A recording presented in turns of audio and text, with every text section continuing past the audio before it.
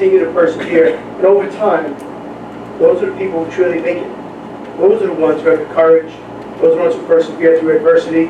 Those are the ones who will face challenges in life. And they not only will face those challenges, but they will overcome those challenges because they have the will and the determination to never quit. This past June, we did have a graduation ceremony. And some of the students here tonight were not able to attend. But they made a choice. They made a choice not to quit. They made a choice never to give up. They worked hard over the summer, and they persevered. You guys sitting here today, there's 3 of you sitting in the audience today, we're going to graduate tonight with the Board of Education, standing for the President, Ms. Untitled and myself. You persevered. You did something that you put your mind to. And it's a testament to your character. It's a testament to your will. And it's a testament to everything that you stand for. So I congratulate you guys.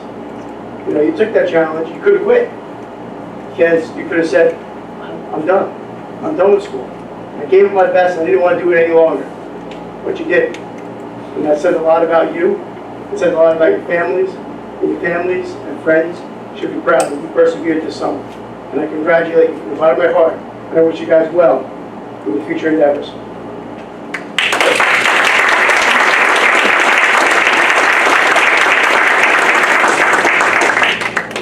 Now for the fun part.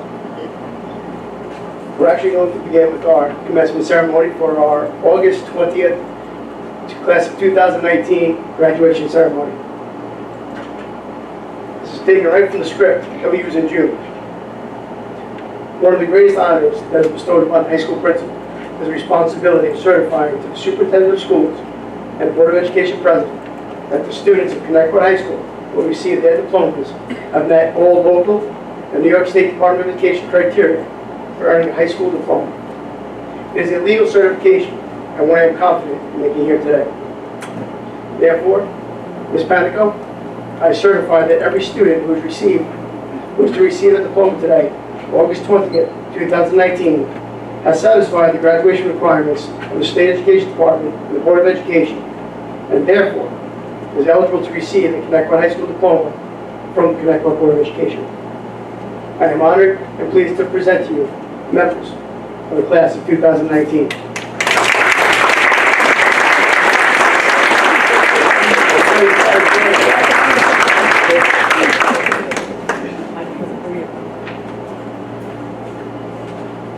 Thank you, Mr. Costa. Trustees of the Board of Education, I, under the authority of the Superintendent of Schools, validate the principal's certification that each graduate receiving a diploma has satisfactorily completed the course of studies and requirements prescribed by the Connecticut Board of Education and the State of New York. By the authority vested in me by the Superintendent of Schools, Connecticut Board of Education, the State Board of Regents, and the Commissioner of Education, I recommend, with the administration and faculty concurring, that the high school diploma be conferred upon each of the graduates who will now be presented to you on this 20th day of August 2019. Board trustees, I proudly present to you the graduates of the class of 2019.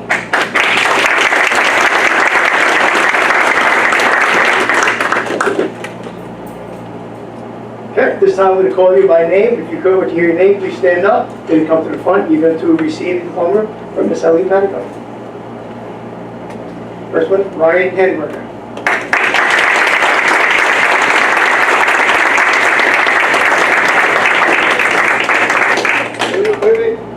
Dan, come on up here, Dan. I'll do this photo. Should I get him as they go? Okay. Yes.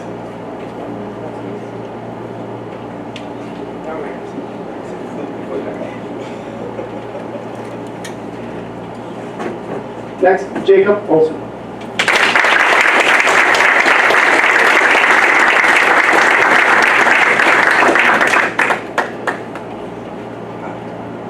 And last but not certainly least, Claude Marks.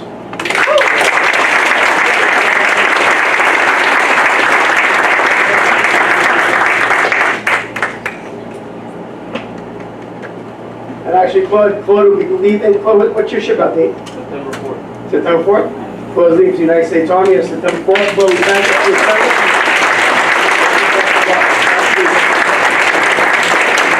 Please ask the graduates come on up real quick. We're going to take a group photo with the Board of Education, Central Office, and say again. Would members of the board like to join in the picture?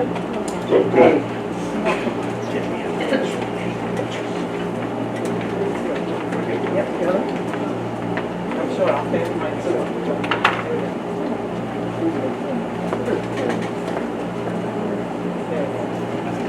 You want to be good? Yeah. I'm good in the back. Great photo op, Mom, Dad, hands up, here it is. What, if you come to your left a little bit? Or, all right, guys, ready to go? 3, 4? 1, 2, 3.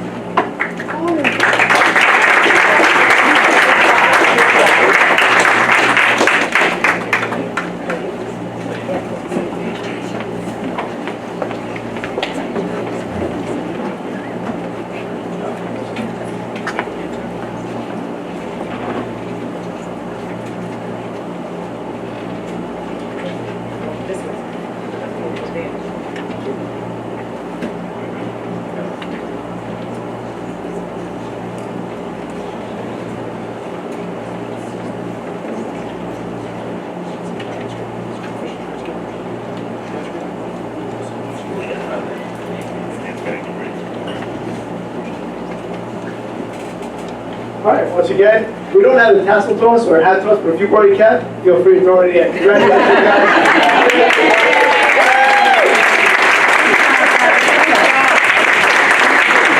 I wish you guys all the best of luck. Thank you. Thank you. Congratulations. Okay, so we're moving on to E. Yes.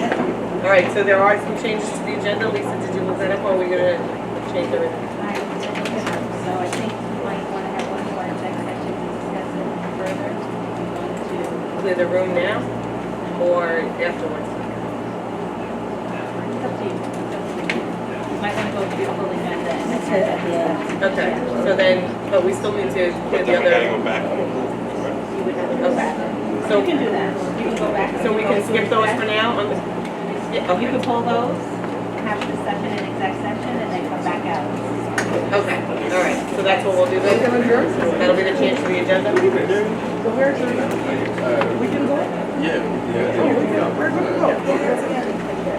Thank you, guys. Best of luck. Take care. I come from the military family, so I appreciate it.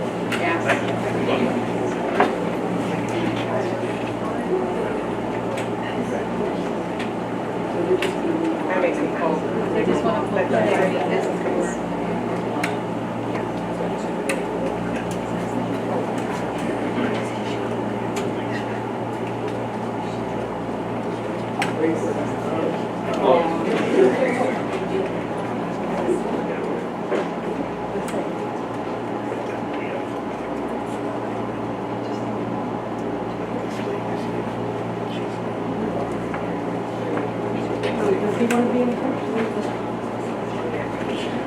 If you want to be in the picture,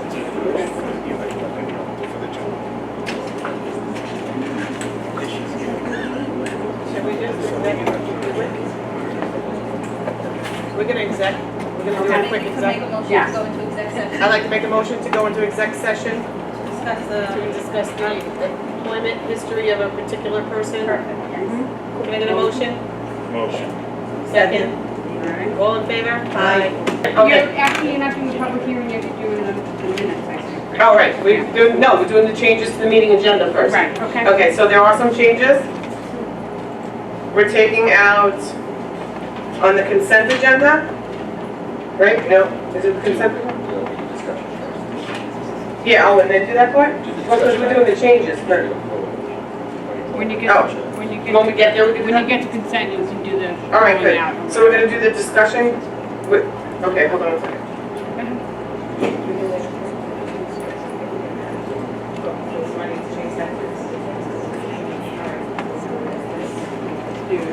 I can't ask you previously.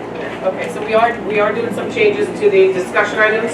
We are removing number 2 and number 4 of 5. Not 4? So 2 and 5, we're removing that. Okay, so Dean, you're in? You're on. You're on. We just have to do a motion on that. Oh, I need a motion. I need a motion to make those changes? Motion. I need a second? Second. All in favor? Aye. Aye. Oh, minutes, sorry, we have to do the minutes too. Yes. Okay, I need a motion to approve the minutes of the July 30, 2019 planning session business meeting. Motion? Motion second, Jackie will second, pick one. Aye. Got it? All in favor? Aye. Aye. Now Dean's up. Thank you very much. It gives me a great pleasure to welcome some of our high school administration to speak with us this evening, as well as some of our district administrators. We had an amazing year. Very proud of the work that our students have done, the work that our teachers have done, and the work that our administrators have done, consistently pushing the experience for our children in the high school level and district-wide.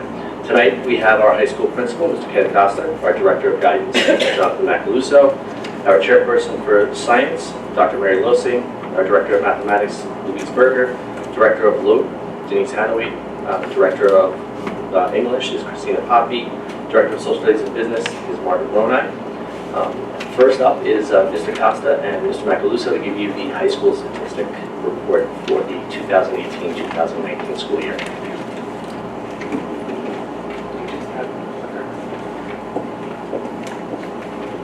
That's right here, or right now.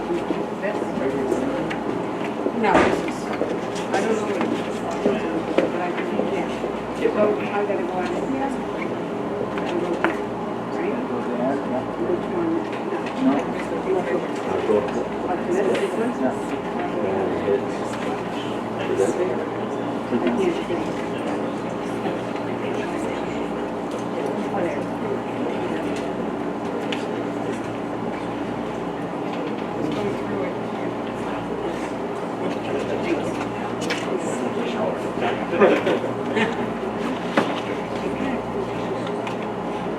Okay, good evening, everyone. It's our pleasure to be here this evening to provide you with the overall graduation statistics for the class of 2019. Our first slide here just shows a picture of our graduates on the night of graduation throwing their caps up in the air. We had a much smaller representation of that earlier this evening with Mr. Morris throwing his hat up. I'd like to thank Ms. Hanaway for providing me the picture to throw into this PowerPoint presentation, so thank you for that, and your great photography. Just before I go in and start providing you with some of the statistics, just wanted to explain a couple of revisions that we made to how we did things this year. One of the things that I thought we really needed to focus on this year in regards to providing our statistics is to provide them by cohort, okay? By doing it that way, it lines up with our state reporting, and when we see information ultimately come out in the news or other places like that, it'll allow it to align much more closely with that information. When I refer to cohort, not everybody might be familiar with that meaning. When we talk about cohort, we talk about a class, so the class of 2015 who graduates in 2019. So every student who stepped foot into going back to my old district. Knew I was going to do that at some point. Connecticut High School, thank you. Connecticut High School. Yeah, that one from you on. Yeah. All right, time out. But, so every student who first enters in 9th grade with the class, that student's reported on. So whether they maybe took longer in years to graduate high school, maybe they dropped out, whatever the case might be, all of those students are reported in our reporting. So it's a more accurate, consistent reporting, encompasses every student from that first day through the date of graduation. So as you can see here with our class sizes remain relatively consistent over the past 3 years. Just for purposes of information, all you'll see here, we're providing statistics for the last 3 years just so you have some comparison points. Our student populations remain about the same. Our special ed population for the graduating class was a little bit lower than previous years, but also that pertains to that cohort piece that I was talking about before. So in the past, when it said for the year before 72 students with special needs, that might have included students who were listed as 12th graders but weren't necessarily part of that particular cohort. So that's one of the reasons why that number is a little bit lower. When you look at our students and the percent graduated, again, I tried to compare previous years with the new way of doing the reporting. But if you look at our cohort information, you see that we had 499 students in our cohort or in our class. And overall, out of those students, 484 students graduated, which was just under a 97% graduation rate, which is really an excellent percentage. And even if I try to compare it more to how numbers were done in the past, we had 501 students graduating, so again, that would include some students outside the cohort, and we're at 98%. So when you're looking at numbers like that, we're obviously doing a very nice job. The majority of our students are getting through high school and graduating, and that's something to really be proud of. And probably right up there with all the top school districts in the county. Does that number include the children from tonight that made it through the summer? It does not. So that number would even be, High. because this is everything you see here is based on June graduation information, okay? So that's good to know that we did. Yes, so it's even a little bit better now, exactly. The other thing I will point out, that the information you see here is for all our students that were in Comac High School. They don't, there's, jeez. Don't worry, we're letting it slide tonight. Just tonight.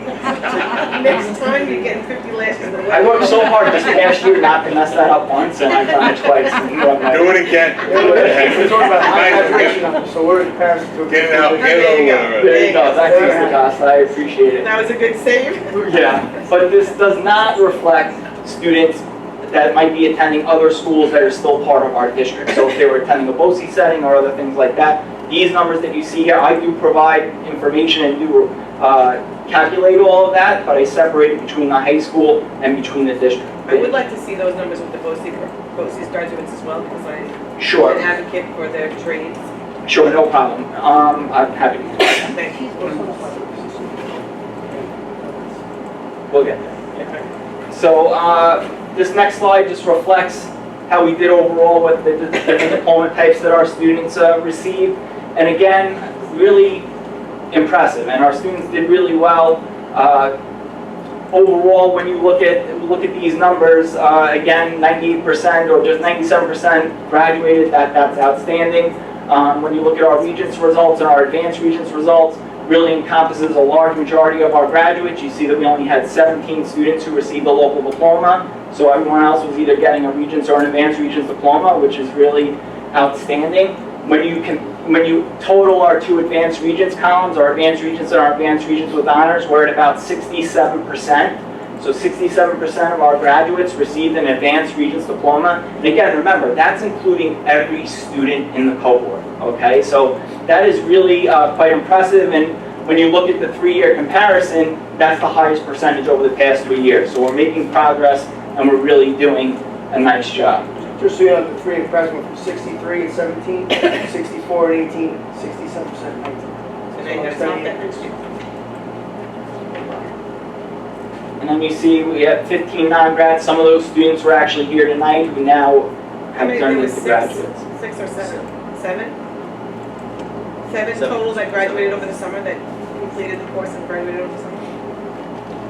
7, yes. Yeah. 7 out of the 15? Well, There's still kids that one that's saying, of course, it's something, a lot of kids for health class and something. Okay. And then we transfer that over, she becomes a grad in January. Perfect. yeah, it's not really 7 out of, like, saying it that way isn't necessarily accurate, because again, some of those students here this evening were, or one of the students, he actually wasn't able to come Gregory, right? He was a Sequoia student, not a Connect Park High School student. And also, Right, when we talk about those non-grads, that can include students with special needs who are continuing on their education. So they might be still enrolled, they're not necessarily a non-grad, they're Okay, still gotcha. enrolled. So that It's nice to 15 see includes those students as well. It's Right. not just, Right, you know, but it's students nice who to don't. see that the students that were missing that half a credit or whatever it is that went back and did it, so that was really nice. Just continuing some of our diploma designations. This year we had 2 Seal of Bioliteracy recipients. That's something that Ms. Hanaway and I are going to work on in the coming year, and we hope that that number is going to continue to grow and expand over time.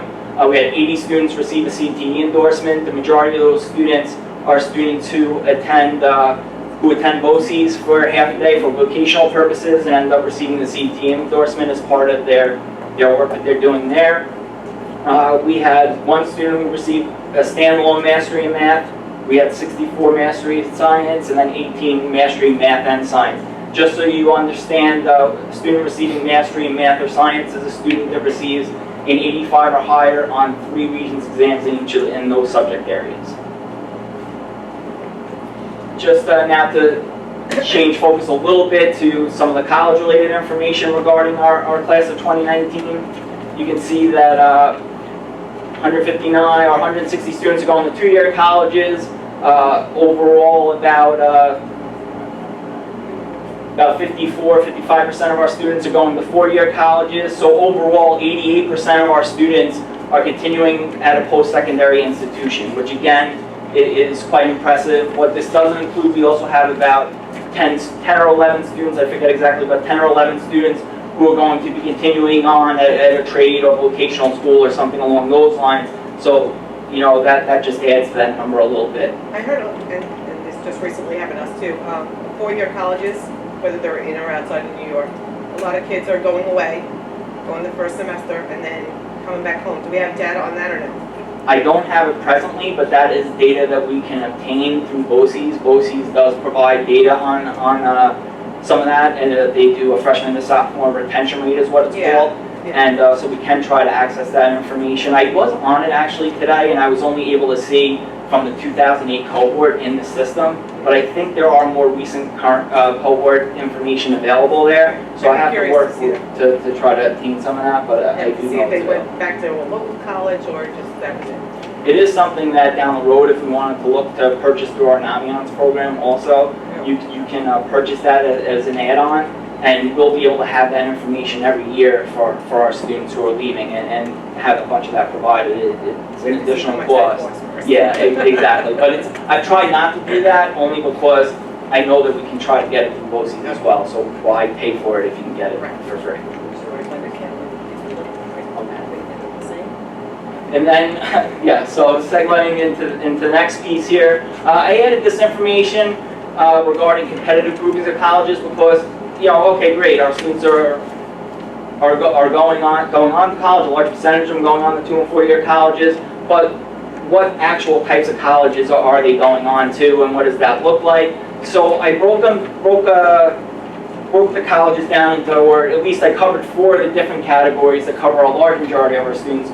Most competitive colleges, highly competitive colleges, very competitive colleges, and competitive colleges. And I didn't just make up those groupings myself. Those are groupings that come from, if you remember, like back in the day, I know at least when I was applying to colleges, I purchased that Barron's Profile of American Colleges book, and it was that big, thick book. They still make that book, okay? Not as many people are using it today, but they still make that book. It's online, and really Naviance does the same thing, right? So, but anyway, they have listings of colleges in that book. I took that information, popped it into Naviance, so I then could get some statistics based on how our students, what types of colleges our students are applying to and being accepted to. And so you can see there, just so you know, the numbers reflected there don't reflect the number of students, it reflects the number of applications. So in 2019, we had 315 applications to most competitive colleges. 111 of those applications were acceptances, and 33 students are attending our most competitive colleges. That percentage, acceptance percentage there of 35.24% is actually a pretty good percentage. Typically, in that range, Barron's reports that about the acceptance rate is about 1/3, okay, or 33%. So we're right there, if not doing a little bit better than what you would see on average, which is a good sign for us. When you look at, you know, again, you can kind of, I'm not going to go through all the numbers with you, but you get a sense, you can see that highly competitive colleges, not as many students applying, but there also aren't as many colleges in that list. That's one of the reasons why the numbers are a little bit smaller there. And then when you go to the next slide and just look at the very competitive colleges, you'll be able to see there that that's where the bulk of our applications are. Our students are applying to the bulk of colleges in that range, and that's not that atypical. You know, again, those most competitive colleges are really those top elite colleges, your Ivy League colleges, your colleges like Johns Hopkins and other schools like that that are still extremely competitive, some of them having acceptance rates that are less than 10%. So, you know, this is where a bulk of our students will be, and really still the fairly competitive colleges. We're talking about in very competitive range, SAT ranges of 573 to 619 on each section of the SAT. So we're talking about pretty competitive schools still. And our students are doing quite well there. As you can see, 70% being accepted to very competitive colleges. So overall, I feel like our students are doing a nice job. They're working hard to get the diplomas that they need, and then they're using their success in high school to obtain, to be able to be accepted to and attend pretty strong colleges. This last slide just shows some of the other awards that our students received this year. One award that we're particularly proud of, Mr. Costa and I, is that 6 students obtained the 1500 Club Award, so they obtained the 1500 or higher on their SATs while in high school. I think that's a record for us, and that's pretty impressive that we had 6 students be able to obtain a 1500 or higher out of a possible score of 1600. So pretty impressive. So that pretty much covers the general overview of our presentation. Before we turn it over to our colleagues to talk more about the specifics in their departments and the regional results in their departments, I just wanted to see if you had any questions. I asked my questions while you were talking. So before we bring up our district directors and chair people to discuss the curriculum initiatives as well as the region's results, I just wanted to present to the board. We did receive recognition from New York State, so on behalf of the Commissioner Elia and the Board of Regents, I'd like to congratulate you, your district, having a school that has been designated a recognition school. This school is among those in New York State that have high academic achievement, growth, and graduation rate that have made progress during the 2017-18 school year, and we'd like to recognize the high school for that, so we're very proud of that.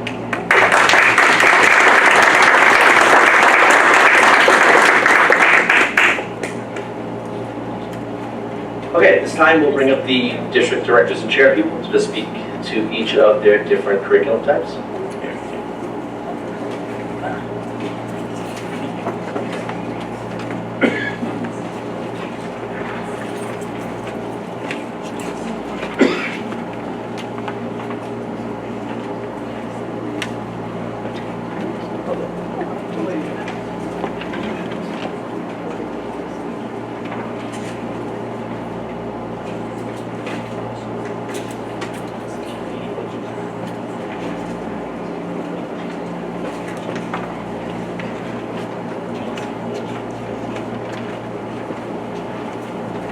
Good evening.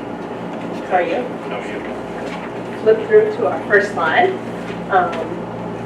Okay, so do they each have copies of our? Yes. Okay. What do we get, Madison? Yep. Page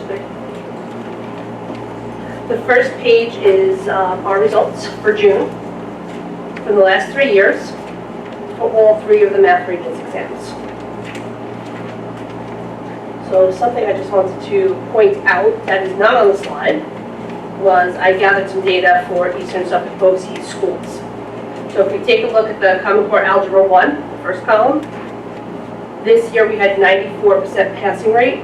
In Eastern Suffolk BOCES, the rate was 80.41, so 80%. So we've exceeded that. In Common Core Geometry, which I'm very proud of that number, we went from 80 last year to 87% pass rate.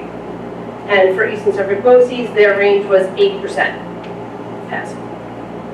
And then Common Core Algebra 2, the last column, we have 94% pass rate. And for Eastern Suffolk BOCES region, it was 93%, 93.68, so most impressive. Also in our Common Core Algebra 1, we had several students receive hundreds.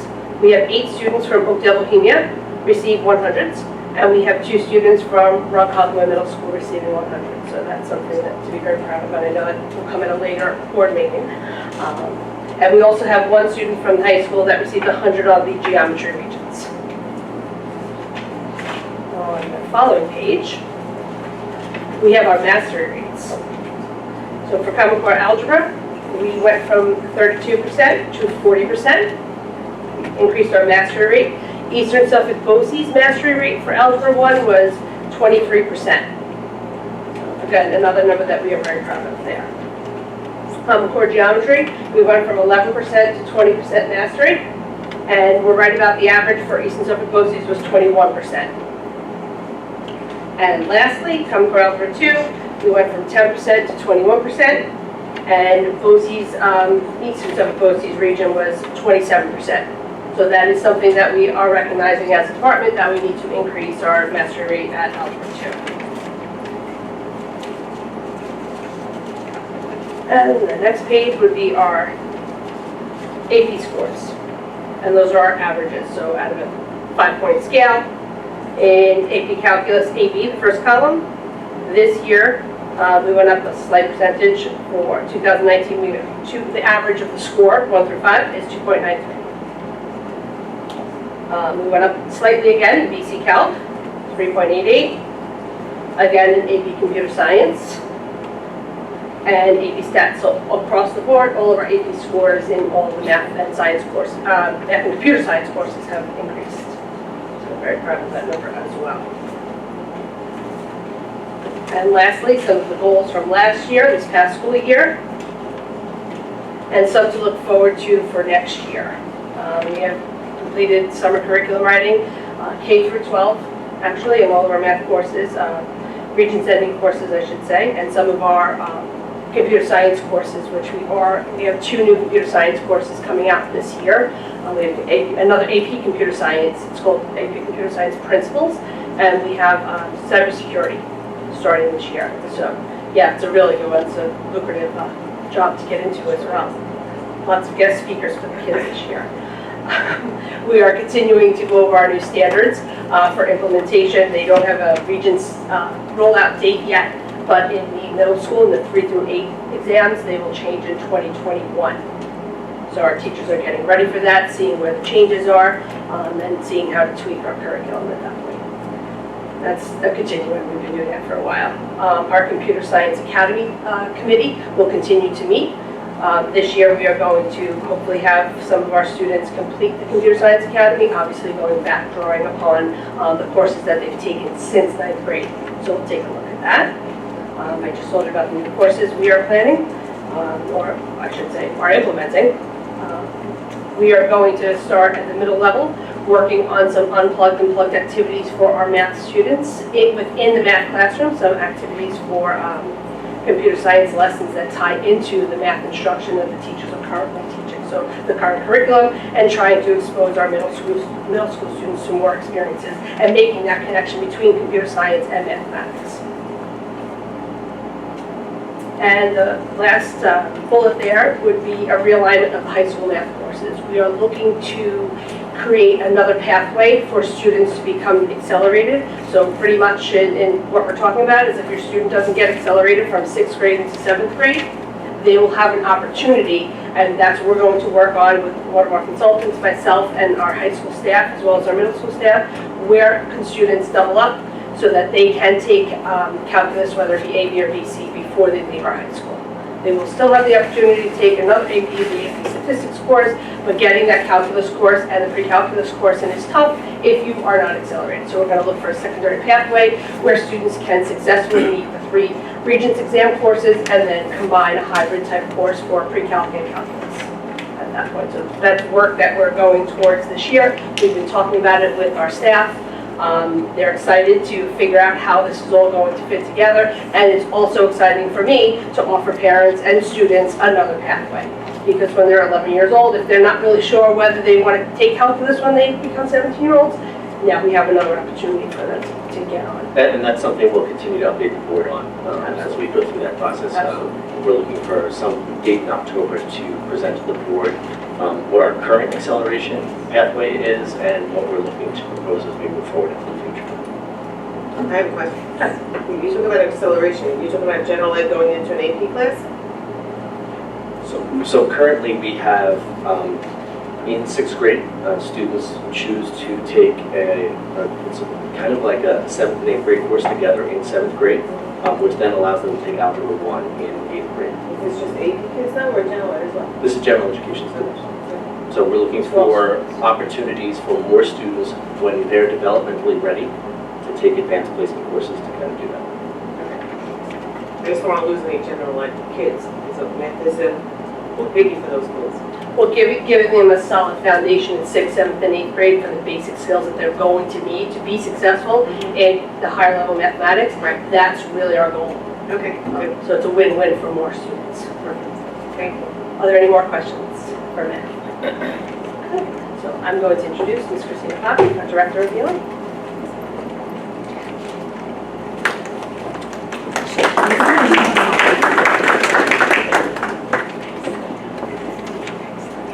Good evening, everyone. Hi, I'm pleased to speak to you tonight about our similar results in ELA. We also had a very strong showing in 2018-2019, and I'm proud to present our results. In terms of our Regents exam, we only have a singleton exam that occurs at the conclusion of students' junior year in high school. Our passing rate went up to a 99%. We had a very strong showing with this iteration of the exam. And our mastery score increased to an 81% over last year's 72%. So again, a very strong showing. I actually sat on the scoring committee with teachers as we marked the exam. And truly, I think that as students are growing up with this exam and with this exam's sort of set of expectations, we've seen the results kind of play out in terms of their performance. Currently, we are offering 3 AP courses in English Language Arts. This year was the inaugural year of our AP seminar course for our 10th grade students.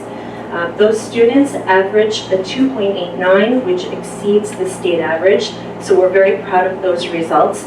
It's difficult when a course is new in nature and new to the building. It's kind of a double whammy, but we had some very arduous efforts on the part of our students and their teacher this year to perform and to master the content that's offered within that exam and that course.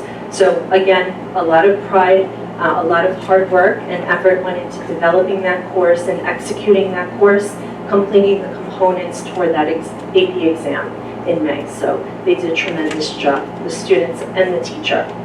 In terms of our AP Language and Composition course, which is the 11th grade course, and our AP Literature and Composition course, which is the 12th grade AP course in ELA, we saw increases in student performance in both of those arenas as well.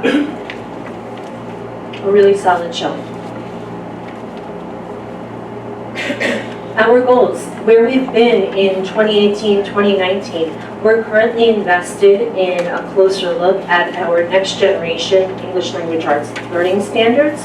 Those standards, as Ms. Berger mentioned, are going live, so to speak, in 2020-2021. So we are taking this time to adhere to New York State's roadmap for implementation, and we are building awareness and capacity around those state standards. We've been doing this K through 12. The sense is that as our children grow up with these learning standards, and in ELA they're not that disparate from the Common Core state standards that we are currently operating under. We'll continue to see tremendous growth in terms of our student capacity and our population's performance on these exams. We looked for professional development opportunities to, again, raise teachers' awareness, build their capacity around these standards, and I truly have to say that as a result of our efforts there, teachers reflected very closely according to the standards, looked at the curriculum that they implement to achieve those standards, and felt confident that what they have been issuing to students and the way that they've been presenting curriculum to students is exceeding the expectations that New York State is setting forth in these next-gen standards. Not once over the course of last year did a teacher say to me, these are outlandish, these are standards that are not appropriate for the children who I serve on a daily basis. And so I think that as a result of those conversations, teachers are moving into this next kind of level and this next experience with this battery of standards with a great deal of confidence. And I'm happy and proud to say that. That's K-12. No problem. We're continuing to build that capacity in 2019-2020. by providing more opportunities for teachers to align their curricula to those standards that occurred this summer with some curriculum writing projects. And of course, we always reflect on our past performance with item analysis of different exams in order to kind of see where we need to make some improvements. So it's a continual process, something that teachers are dearly engaged with, and there's just a tremendous amount of professionalism and positivity around this work. So I'm very happy to report that. Questions for ELA? I haven't heard a word about it. I mean, Like when Common came out, there was Never all anything those bad. things. Never anything bad, let me rephrase. Well, these results are tremendous, so hopefully it's all good things. And I'd like to introduce Dr. Mary Losing to talk about our science results.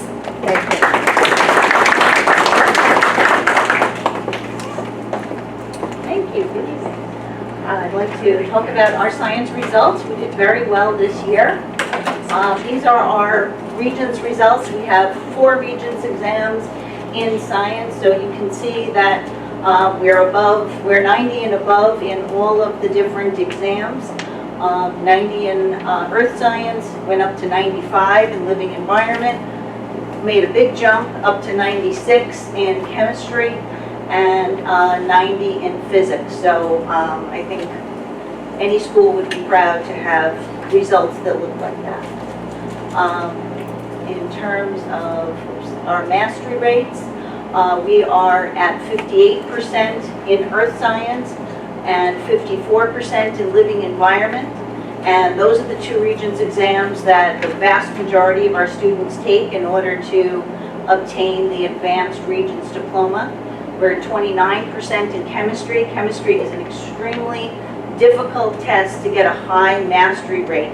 There are actually not 15 potential scores between 85 and 100 on chemistry. There are maybe 11 or 12, so that really cuts the number of scores you could potentially earn, and a lot of very fussy questions. And we went up to 50% mastery in physics, so we did very nicely there. We have several AP exams in science. Our AP biology, we had a 3.44 as our average.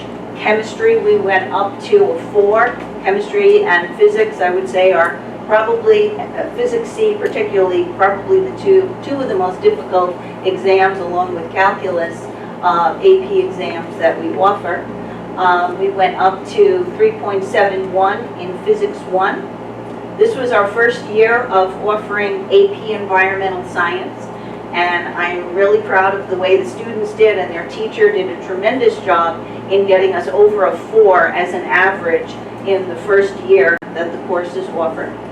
AP Physics C actually has 2 parts to the exam, so students receive 2 scores. They can elect to take both, or they can elect to just take one.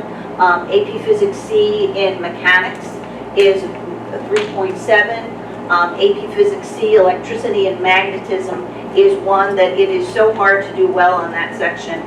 We went up to 2.7, and it's something that our teacher is always looking to figure out how to get the kids to do better. But clearly there was a bump there, and we have every intention of continuing to move that forward. And he's already, the minute we saw the scores, thinking about ways to increase those averages. But for our students that want to be engineers, AP Physics C certainly is a course that they want to think about taking, because it's what they're going to experience when they get to college. In terms of the kind of work that we've been doing, the New York State Science Learning Standards were adopted in 2016 to be implemented starting in 2017. It's been a slow rollout to allow teachers to be prepared. So our current 3rd graders and 6th graders will be the first students that will take the new assessments based on the standards. Our high school, our living environment, or now they're going to call it biology, back to biology, and earth and space science, those students will take the first new Regents exam in 2023, and chemistry and physics will be in 2024.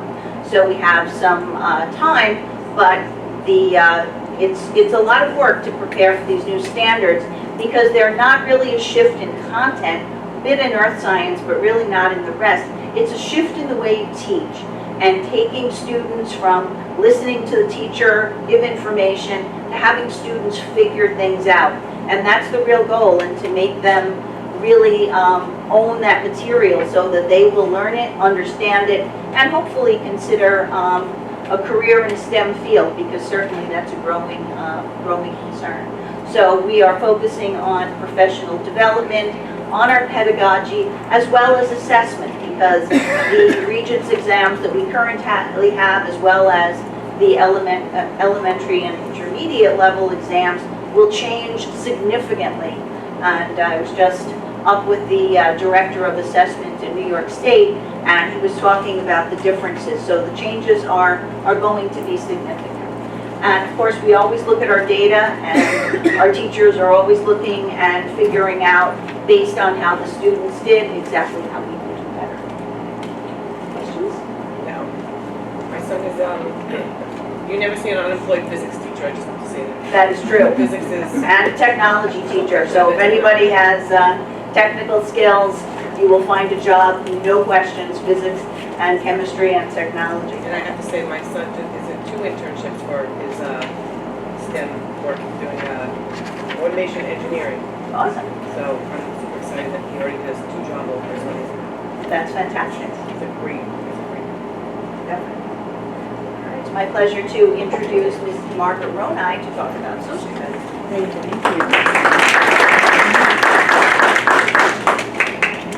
Good evening. Today I'm going to present the results for social studies. We've completed a very consistent year. I'm really proud of the work that the teachers have done with our students as the social studies curriculum continues to change. We're one of the first disciplines to go through the New York State change in the framework, and we are going to actually have our first framework assessment this past June. So these are the results for U.S. history. As I said, very consistent. Global history, we had a slight drop, but it was because of the changes that they made in transition weekends that they're moving forward. These are our mastery rates for U.S. history. We had a 78% mastery rate and a 57% mastery rate in global history. These are our AP scores. We have quite a few AP courses in social studies. You can see the AP World was, all of them really were very, very consistent this year. We actually added 2 new courses. We added AP Microeconomics, which was really challenging for students because they took it as a micro-macro course. So they took the first half of the year, they took macroeconomics, second half of the year they took microeconomics, and they took 2 AP exams. So they took it in both of the economics, they did extremely well. And then we introduced the AP Human Geography course for the first time this year, and those are the results for those students. What does that encompass, the human geography?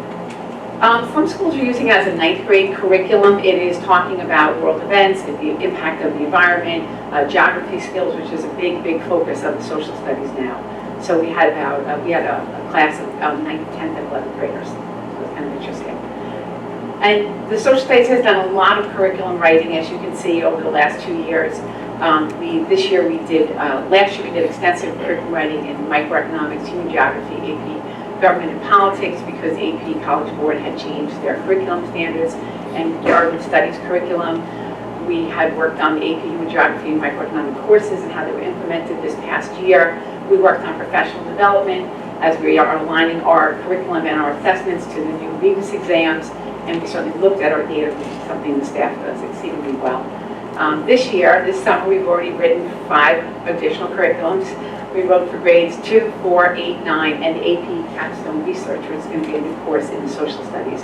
The students that took the AP Capstone that Mrs. Pompey referenced, most of them will be continuing on into the AP Capstone Research course, which is in social studies. We're looking to facilitate the AP Capstone Research course for those students, and we're going to be doing professional development on the framework, especially as they roll out the new U.S. History Framework Regents exam. Thank you. You're welcome. Oh, my pleasure to introduce Ms. Hanley.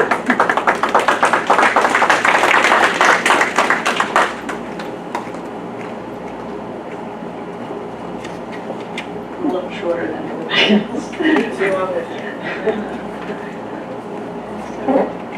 So world languages. pleasure to be here tonight to share the results of the Checkpoint B exams that are taken in either 10th or 11th grade at the high school. This year, we had 100% passing rate for both French and Italian. Spanish is at 99. There was only one student that did not pass, unfortunately, but we're at a 99%, which is still very impressive. I'm really proud of the department. They work really hard in allowing our students to succeed in learning languages. So the mastery rate for French has gone up from a 70 to an 82%. The Italian Checkpoint B exam, they've increased from 70 to 77%, and Spanish went from a 78% to a 56%. That was partly attributed to the difficulty level of the Spanish exam. We got a lot of feedback from other districts who said that it was particularly difficult this year, but we will work on analyzing that data in the beginning of the school year and addressing any issues that we find. Average grades are in our college level courses. St. John's College Italian is a 94 average grade. College French, 88. St. John's College Spanish is a 94, and Syracuse University Spanish is a 91. All very challenging courses. Really proud to say that we have a nice group of students every year that take all of these courses. The teachers are dedicated and ensure that they are meeting the standards that are out there in New York State. As for our goals, this past summer we worked on a few things, and this past year we continued professional development on different world language practices, including technology. And as we have the Chromebooks in our departments as well, we'll be continuing that for this coming school year, giving them more ideas and applications to use for those Chromebooks. Also this summer at the high school, we had a collaborative effort between ENL teachers and content area high school teachers who worked together in creating curriculum, projects, activities, modifications of worksheets and work that content areas do in their classrooms, so that the ENL students that are there, that are especially beginner language learners, that they're more able to succeed and accomplish the same work that the rest of the class is doing.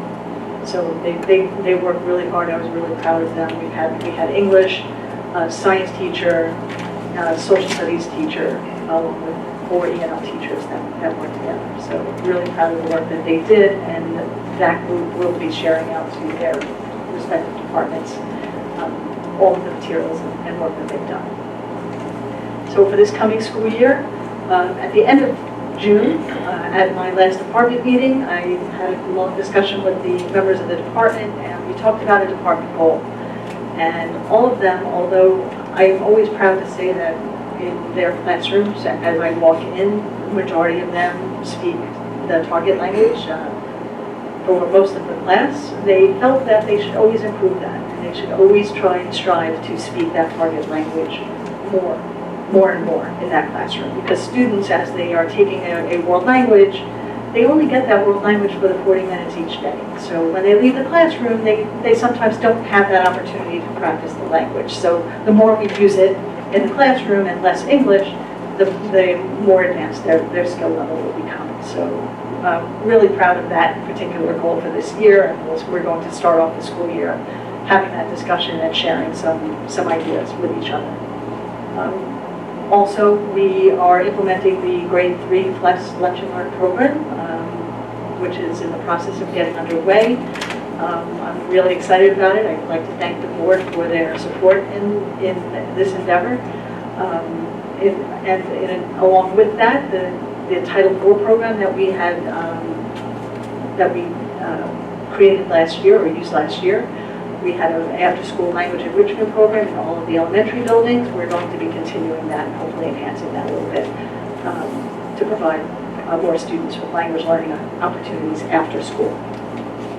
And the final thing that we'd like to continue to focus on is that research and planning process that in the future I would love to have a full-fledged lesson program. that's my aspiration. So I'd like to continue to do that research and have those discussions with him. So I thank you. Any questions? I have one question. Yeah. For the PLUS program, do we have because that's an opt-in, correct? Yes, it is. So do we have a number of how many kids have opted in for that yet? Or no, not yet? No, not yet. Letters will go home in September, Oh. just after school started. So this way kids can get used to their classrooms Right. and get comfortable there, and then that first full week of school, we'll send letters home. We'll be sharing out information. I'll share it out tomorrow via email about the updates of where we are and some of our target dates, as well as the letter of introduction and some of the ideas with regards to student groupings. So we can discuss it again on the September 3rd. Thank you. Thank you very much. So I'd like to just acknowledge the work and the achievement of our students. We've truly had a remarkable year and continue to strive for higher academic achievement for our students. I'd like to thank the board for their continued support. About 5 years ago, we started on the initiative of raising the achievement rates of our students and giving them more opportunities in a variety of different areas, as well as providing an opportunity for our teachers to continue to learn and grow. And that's something that the board has continued to support over the past 5 years, and we look forward to the exciting things that are coming. We have many initiatives that are going on that we'll be updating the board throughout the year. We have our elementary literacy, our elementary math, as well as our computer science and engineering programs, and our elementary plus that we'll continue to update the board with as we progress throughout the year. So I want to thank you for your support. Okay, let's get more discussion items, Jim. Number 3, summer capital work update. You got 8 minutes. I'll make it very quick. So I'd just like to thank the Board of Education for the opportunity to lead some of the capital work that's been going on this past summer. Most of the work we're addressing right now is a result of transfers to capital that have occurred over the past 2 cycles, budget cycles. The work that we're tackling this summer is the repaving and new sidewalks at Idle Hour. We are in the process of doing the last bit of concrete work right now.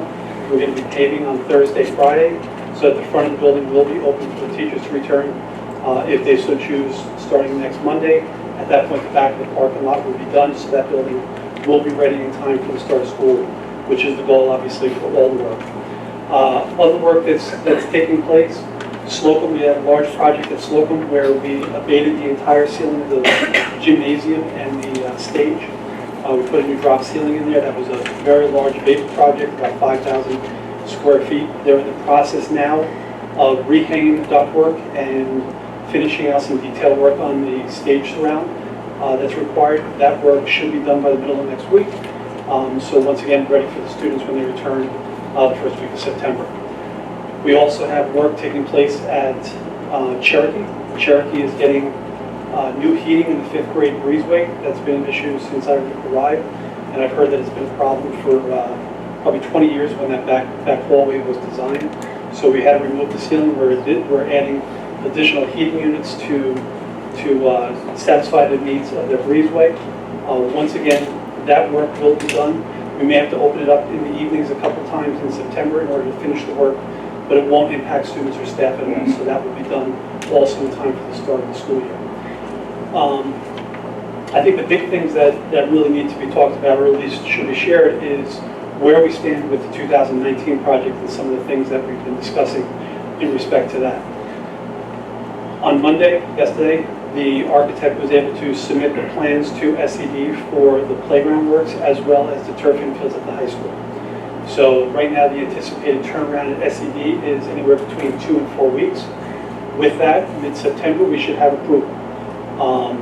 Once we go through the approval process, we will then go through the process of securing the contractor and establishing the purchase orders and then scheduling the work for this fall. We've already started the conversation with the new athletic director, Mr. Mallory, and I met with the baseball and softball staff yesterday. We started talking about some of the different options that we should try to consider in incorporating the project.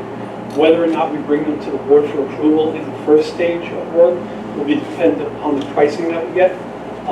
But knowing what the options are moving forward, will give us a chance and an opportunity to revisit things in future years, depending on how other projects come in. So it does gives us some latitude as far as that goes. The next big step in the process is getting the other stakeholders involved. We're talking about next year doing the middle school auditoriums. We're talking about doing the high school library. We're talking about the band suite at the high school. So all of those areas are going to require the input of stakeholders. We've already started to come up with some days.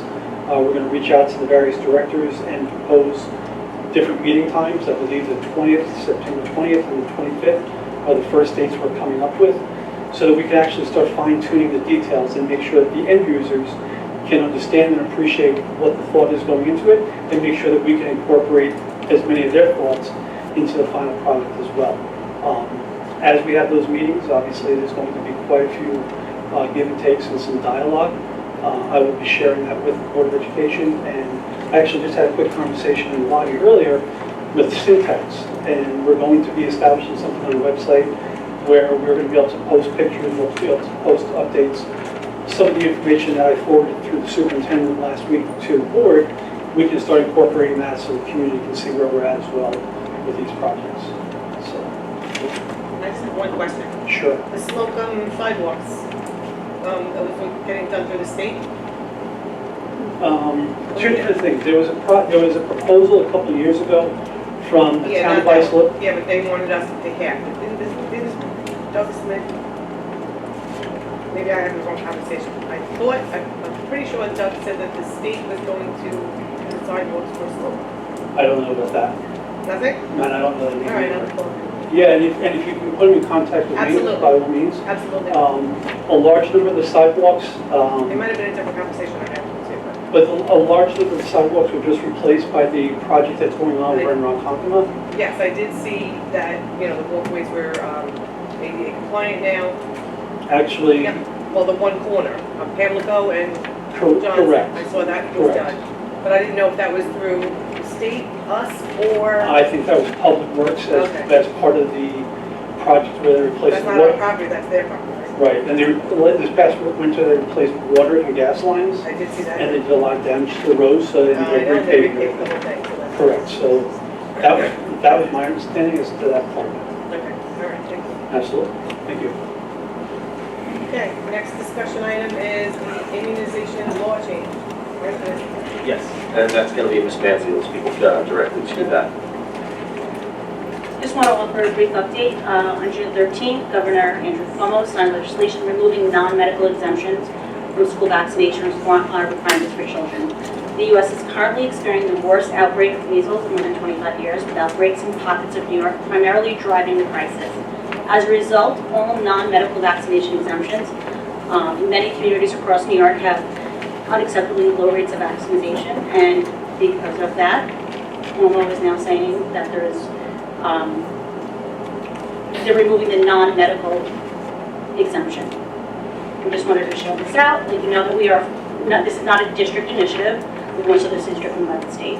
We have had, we've made calls to the Department of Health, to SED, and we are merely doing what we need to do at this time.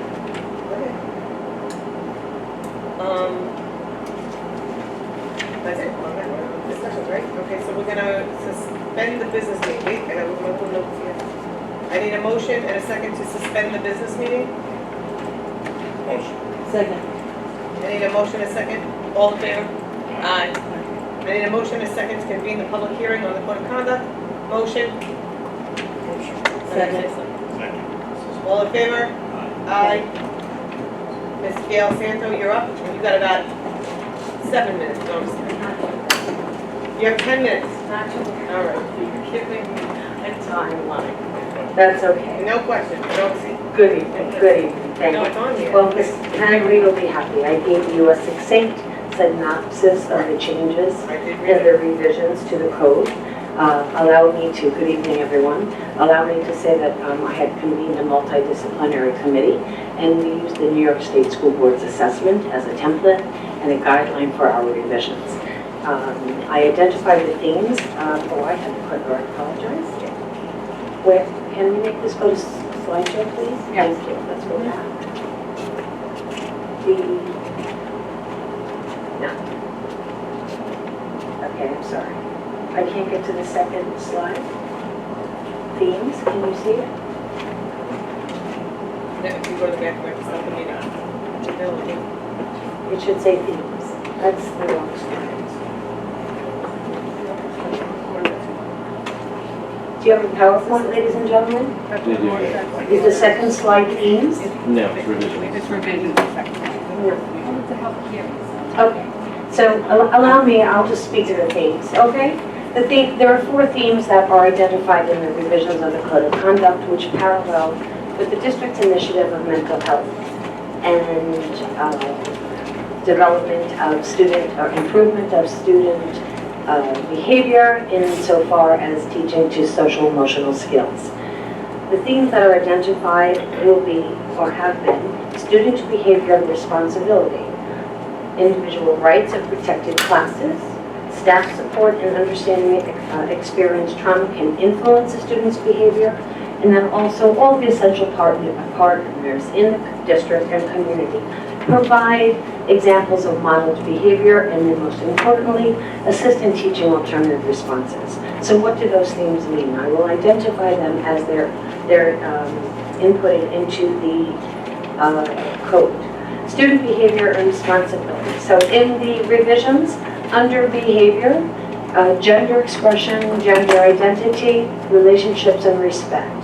Student responsibility, the paradigm has shifted insofar as students are going to be encouraged to be reflective of their behavior. The mindset is similar to or parallel in tandem with restorative practices, that it's going to be a learned practice and a learned process as opposed to a consequence and punishment. So that's the shift, it's paradigm. It involves all essential partners, teachers, and hopefully parents. The gender expression and gender identity, the theme that I spoke to was diversity. The main thrust is, you know, that DASA supports all protected classes. When I say that, I'm speaking to weight, race, ethnicity, gender, but what's included and particularly reiterated this year is the transgender community, insofar as gender expression, gender orientation, and all parties and people in the community are reminded that all individuals are to be treated as such and respected for their individual preferences. Relationships and respect are self-explanatory. I'm sorry, I forgot that I had the clicker. Okay, the revisions. All right, two themes are emphasized. Number 1, the student right, and number 2, the student responsibility. What I've included is the additional revisions that are added to the essential partners. Those documents, those expectations and standards that have been in the code for several years remain the same. These are the additional inserts, okay? So this is under the theme of student rights. All parties are supposed to give them standard and measures of expectation, both behaviorally and academically. They are supposed to allow them to express one's opinions, one's preference, and respect the diversity of each person, especially the protected classes. Again, these are also linked to the policy 0115, which is hazing harassment, that there is a reference throughout the document, reference to that policy throughout the document. Under responsibilities, the students now will need to be, let's use the word culpable, accountable, and reflective. They should understand or be guided to reflect on their behavior and then take ownership of their decision. And then the second phase is to discover and practice an alternative response. In responsibility, all parties are encouraged to be truthful about the incident, reflective of the behavior. And notice I'm not saying conduct, because I'll show you that theme has changed throughout the code. All parties have remained the same, and again, transgender and diversity has been reiterated. You'll see on every slide, sexual orientation, gender identity, and expression have now been included. Essential partners are now intended to learn new behaviors and that reflective model, our practices and our delivery, and our intervention has to reflect that. to meet that goal. So what does that mean? Essential partners now are expected to understand that students may come or have experienced a traumatic experience at home. So therefore, that's reflected in their behavior. We're trying to shift from inappropriate conduct to inappropriate behavior to immediate consequence. What is the goal? The goal is to encourage the child to reflect and then choose an alternative measure.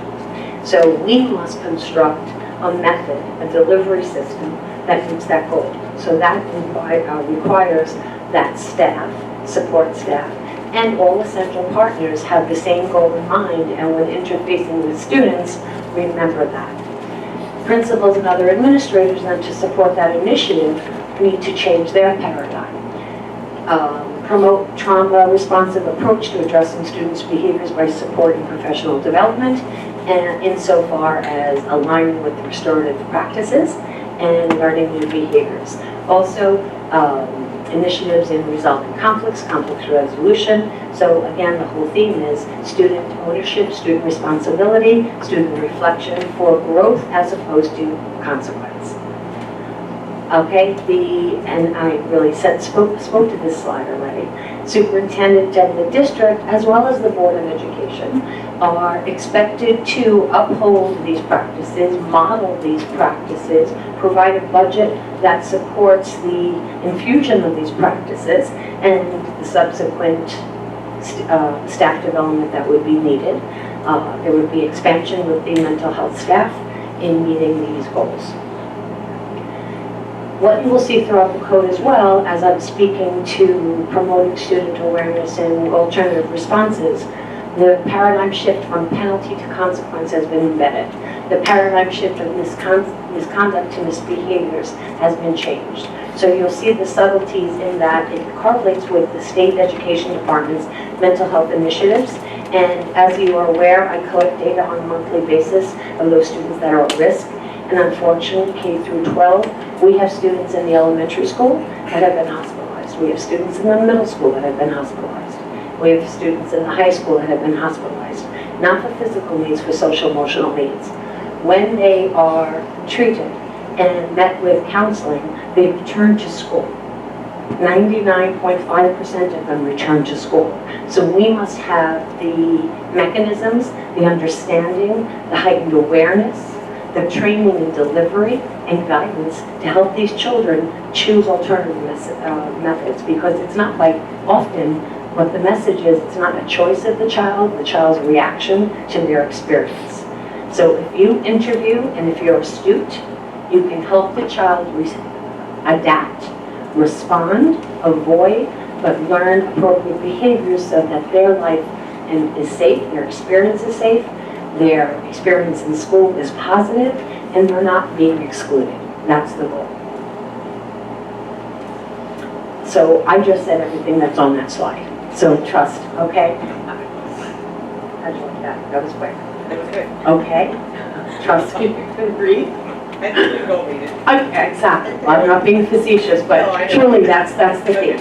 Okay? But the only thing that has been reiterating again is that all parties in the school are entitled to a safe environment.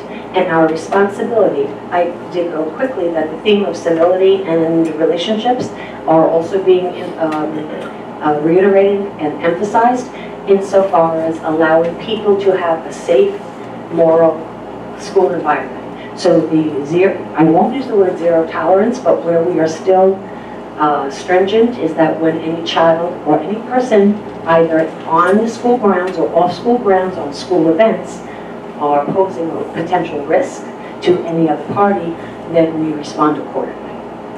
And that has been reiterated there.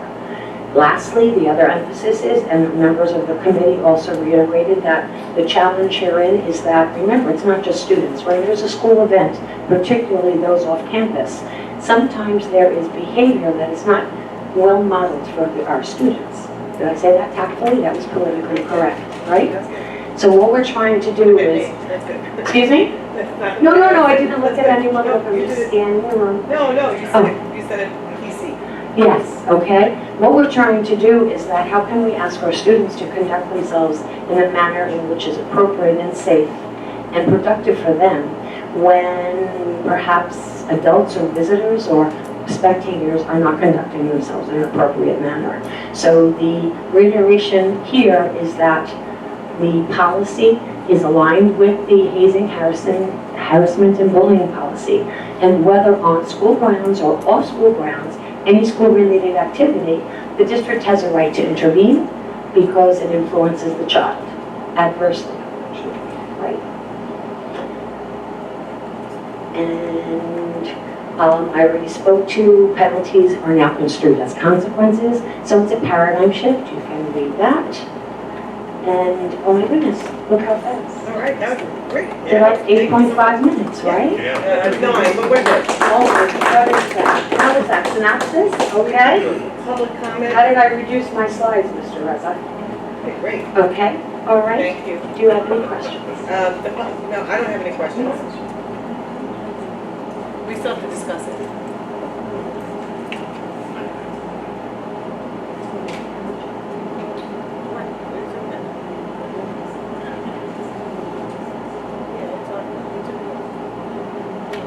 So I am good, all right? Yes, We're you're done? good. Thank you. We have a public, Oh. if you'll just wait, we have a public comment on the code of conduct. Oh, yes. Only on the code of conduct, if you have any questions, the code of conduct only.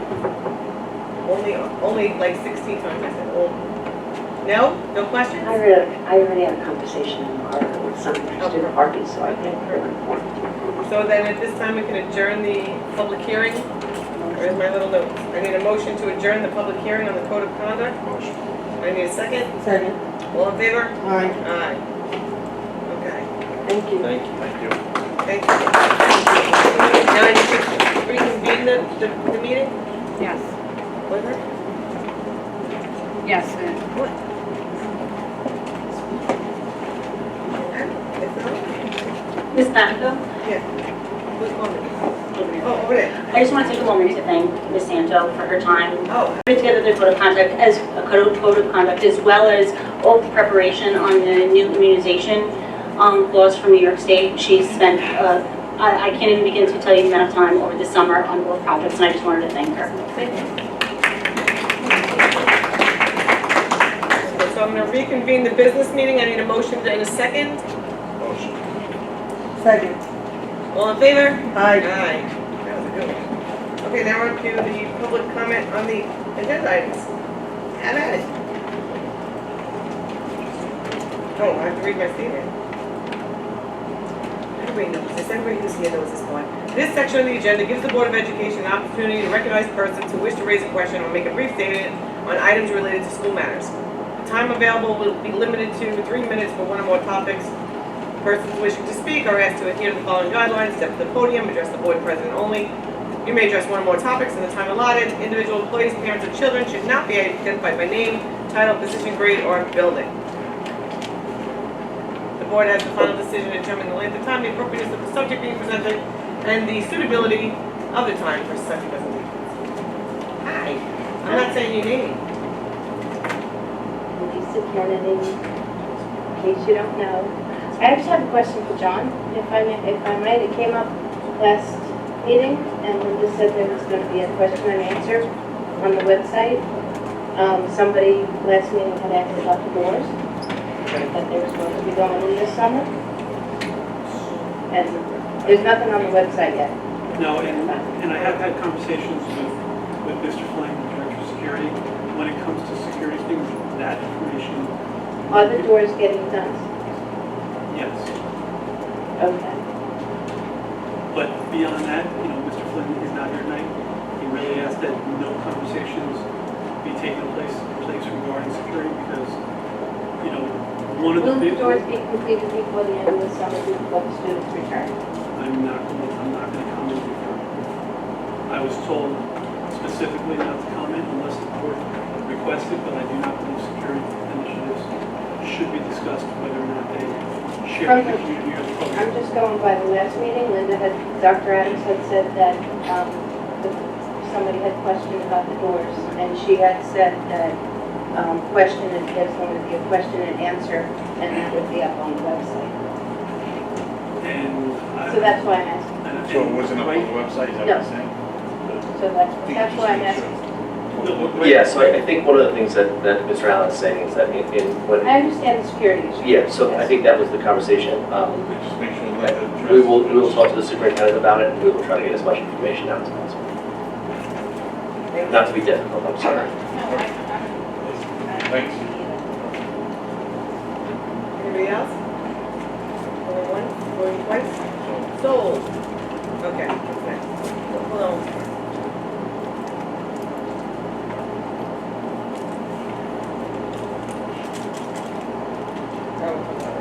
Okay.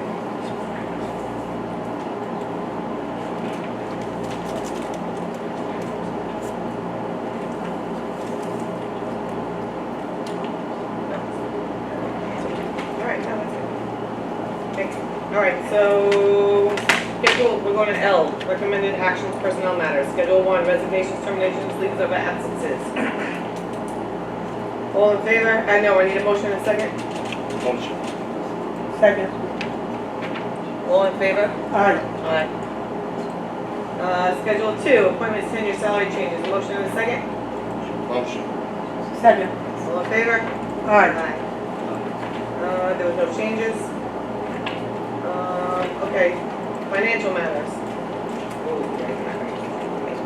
Okay, no, I'll save those. I need a motion and a second for items 2 through 7 Motion. for discussion, right?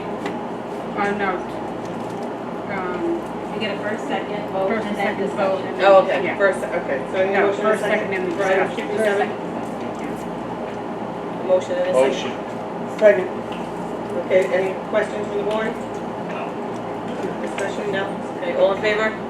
All right. Consent agenda. I need a motion and a second. Motion. Second? Second.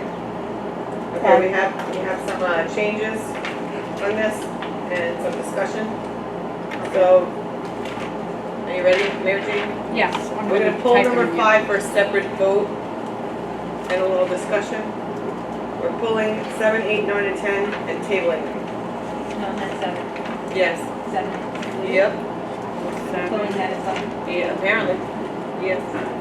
We're tabling 7, 8, 9, and 10. Yep. Nope. Is that what we said? That's what, you wanna go down it, please? What's going? Whatever the board wants. Yeah, no, we're pulling it.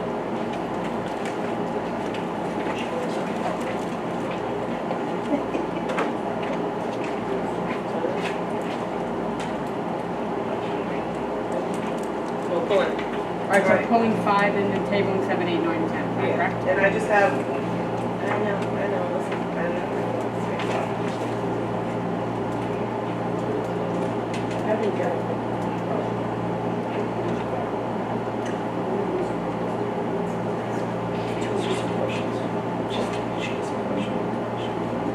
We can do a special meeting. I'm not comfortable with that.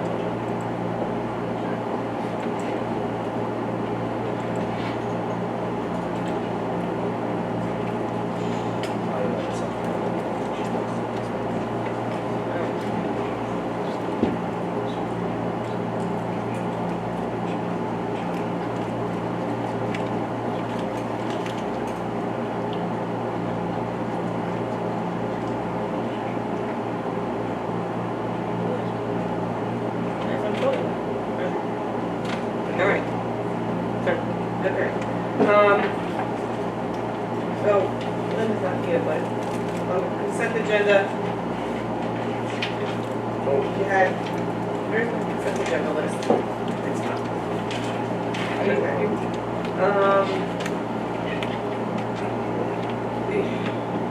There was some budget transfers. We can speak to those. Okay, good. Social security budget was obviously too high. We can use all that money to transfer. Can we make sure when the new person gets in place that we lower that budget? Yes, we'll have that budget relooked at. There are some contingencies built in. I know certain there's a lot of codes. transfers out of that this year. Please. Yeah. The APPR, where is our approved plan on the website? It is posted on the website. I will check to find out exactly where it's Can you send me listed. the link, please? And also, we don't have all the current contracts up there. Everyone's current contracts are not up there. and we have a whole thing that says contracts. So can we just make sure that those are on there? Oh, we need to make resolutions for the agenda. Resolutions for anonymous letters to come to the board. So how do we do that? So what you're seeking is to make a motion that administration shall share with the Board of Education. All I anonymous think I wrote letters. that be resolved that any anonymous complaint against an employee should be shared with the Board of Education within I just wrote this. Okay. Let me know if you want it. Within 5 business days of the superintendent's receipt of same. Yeah, what she said, I'd make a motion for that. Is that okay? We're gonna So say that it. there's time, Yep. you know. So we're gonna add that Is it just a complaint about an employee, or can we do it about anything? That's a lot. What about the other one? Well, that was the one issue, but we want anonymous letter sent to us. So all anonymous? Yep. Okay. So be it resolved, any anonymous complaints received by the district Right. should be shared with the Board of Education within 5 business days of the superintendent's receipt of same. Perfect. Just so we're aware of it. Give me that. I'm gonna add that to And then we wanted to talk about the agenda, You're gonna make that, what I just read, part of the consent agenda? please, yes. okay, so I'll add that to this. Yep. Okay. And then we want to make a resolution for the agenda itself. Okay. Well, we did talk about this to be, all the changes that come through. We want the changes to stop on Friday. Remember we said that at like 5 o'clock Friday, no changes on Monday and Tuesday? I think your policy already addresses that, had that conversation before. I think your But it's not policy- happening because we keep getting We still changes up got until stuff today. today. I mean, your policy's I was pretty getting clear changes this morning. about the agenda being set by the superintendent and the board president. Yeah. Let me pull up the policy. I don't want to Okay. get free. So we'll table that one for now too, but if you could just double check on that because I know we talked about it last time, Yeah. and we keep getting changes So- up until today. So some of the changes that are coming are just alignment changes in the actual I document. know, but I can't look at the Understood. agenda 16 times. Like, I have to pick a day. So there was And then an look at it. item that was added and Yeah. with the president's approval. Okay, well then, the rest of the board needs to be notified, because then I gotta look at the agenda 16 times. Understood. Yeah. I mean, I don't get paid for this. I wanna look at it once. All right, that's all that I have, so, yes. Yeah.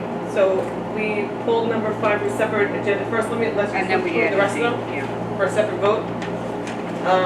So we are approving items number 2 through 4, 6, and then 11 through 21 now, because we added that. Yes. It's a win, What are you talking about? Just say. Okay, motion to approve 2 through 4, Yeah, this was the consent. Number 6. I revised the consent agenda. okay, number 11 through 21. Yeah. Can I get a motion? Motion. Second. Second. All in favor? Aye. And then we pulled number 5 for a separate vote, and Dean will talk about that. And that So will- I'd like that to will- introduce our new Director of Athletics, Ms. Pete Lori. Pete will speak directly to item number 5. Thank you. Good evening. I'd just like to take a moment, I never personally thank you for giving me the opportunity to serve this great district, this community. It's been great so far, we're off to a great start, and thank you to the administration again. I'm excited to be here. So unfortunately, there was a tragic loss. Robert Grable, who was a phenomenal athlete when he attended Connecticut High School, but I think more importantly, went on to become an educator, an outstanding educator in the Mount Sinai School District. He was an elementary school teacher and worked his way up through the middle school as an assistant principal, and eventually a real leader at the high school over there at Mount Sinai. And myself, some of the staff at the high school, the assistant principal, Mike Moran, who knew Mr. Grable very well, Coach Berger. We feel that it would be nice to do something to honor him on the athletic fields. We had a couple of ideas, and again, I think it's important to make the distinction that we're honoring him not for his athletic accomplishments, but the fact that he went on to serve as an educator. It's what we do, and serve kids and help so many young people. And I know he served on the board as well, so he served his community. And we thought it'd be a nice idea to do something. What exactly that is, we had a number of ideas from the football standpoint. We were thinking of wearing his number on the helmets of all the student athletes, the football players, number one. Maybe a little moment, a little summary of his career, his accolades, read at halftime of perhaps homecoming or the opening football game, even possibly retiring his jersey, and maybe presenting something, flowers and maybe his jersey in a frame to his wife and to his children who still attend our schools. I know Coach Berger had some great ideas as well for baseball. Do you want to briefly speak about that? Hey. Again, just to reiterate what was previously said, upon hearing of the news, the baseball community decided that we were going to come together to honor Robert Grable and his accomplishments both on and off the field. And being, the head coach in this district, where Rob was a above average baseball player, to say the least, I spoke to my staff and I spoke to the athletic director, and we thought that it would be a good idea to do something in the spring. I reached out to his school district, Mount Sinai. I spoke to the coach, and we arranged a non-league game where they would come to us and we would do a presentation on behalf of the Grable family for him, having the Mount Sinai community there as well. We were thinking of doing a plaque on the dugout and again presenting the family with his jersey. Again, we're going to ask for permission to do that. I have the wheels in motion already. I just held back a little bit. We were discussing it at length. Just want to get permission to go ahead and do that. Like I said, I spoke to the Mount Sinai coach, and they're on board. They're willing to do that as well. And the Mount Sinai coach and Rob were very good friends for over 30 years, and he was actually excited to speak on Rob's behalf, as far as that presentation goes. Lisa, just before we go ahead, I know a lot of times we need a petition to do things like that, but a plaque we don't put on the fence, we don't need a petition, is that right? No, I believe the board has the authority to, let me look at your policy, I believe it's addressed in your policy. I thought so. I think it is. I think it's just if you're naming a building. Correct. So once we have everything put together for our athletic community of what the plan is, we will make a formal presentation to the board. Right, so what is this that I'm approving that tonight? Just a request to do something? Yes. My I just don't know what it is yet. Well, my recommendation is similar to what you had brought up about naming a building or so forth. I think when it comes to naming fields, buildings, auditoriums, or even retiring a jersey, you do have to be careful because it can open a can of worms. So we have a policy that right, and I don't know if you have a policy on retiring jerseys. Maybe that's something. I don't think there is one. It's my understanding, from what the research I've done, there's never been a jersey retired. But I think we never had someone who passed Yeah, away. no. Well, We never had someone pass away that was in the minor league, so I don't know. just from my experience in doing this, again, the distinction and the way I think we would roll this out is we're retiring his jersey not just for his athletic accomplishments. That's why we have a Hall of Fame. Right. That's why we have awards dinners and so on and so forth. And he received awards all over throughout his career. I think it's more of the body of work. This was a student that went here, who exceeded in athletics, who gave back to students and education, which obviously we all support. So for me, that's why we're retiring his jersey. Otherwise, you may have somebody say, wait a minute, 15 years ago there was a better athlete. Why isn't his jersey retired? Okay. And he died. Okay. So what, or, well, maybe they have a point and it has to start somewhere. And if somebody came to us and made the case that this jersey should be retired, that could be a discussion. So I am, I guess, asking permission to do something we just right, don't know. right. And I think, as was alluded to, things like a moment of silence, a ceremony, a plaque. I I don't think that's something that would stir anybody in, creating a precedent that would be a problem. Well, he's not on the board, Tim. And I know that, yeah, so, but I would just say the thing maybe you may discuss is if we retire his jersey, does this present a problem going forward? Are people offended? But I think it has to start somewhere. Given his body of work, and I did not know Mr. Grable personally, but I did a lot of research, and I know people that know him well. A really good guy for kids, and I think that's where I'm coming from with this. Yeah, his high school, I mean, a day later, they were naming it, they Yeah. named the high school after him. Yeah, That's not, never been done. Right, by Not the a end of the day week, later, Mount not- Sinai called it the Robert Grable High School. They were already So, talking about it. Big statements, yeah. Okay, so can I have a motion and a second to approve Motion. Second. number 5? Okay, all in favor? Aye, Aye. Thank you. Thank you. thank you guys. Thank you. It was nice to meet you. Nice to meet you. Okay, there's no items removed. There's my little thing here. That's it, right? Oh, reports. There was no Board of Education committees. Oh, well, we met for the policy committee, but that's still in review. Mark and I met for that. Any administrative reports?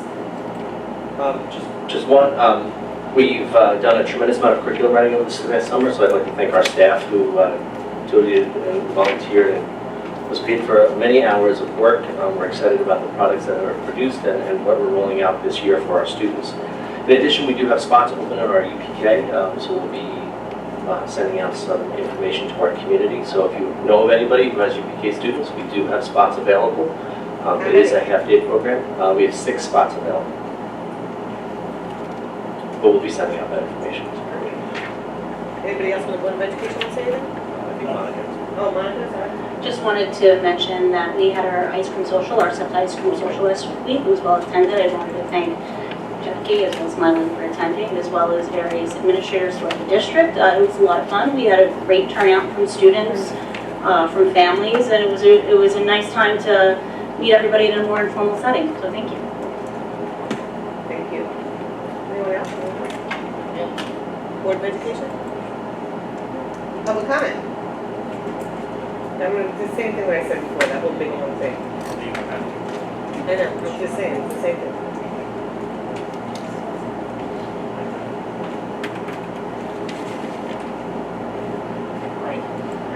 I just one question. When items are tabled, what does that mean? We're going to vote on it, we're going to discuss them and vote on them at another time, Not this evening, not tonight. another board meeting. Correct. Okay, thank you. Anybody else? Going once, going twice? So. Sold to the highest bidder. Wait, I gotta make a motion to, motion, no, we're not going into executive session, we're done. So I need to You make know a what, I think Motion to adjourn. motion if to, we could do exec session, it's like, yeah, we could do very good. Yeah, that's a question. he's gotta go, so,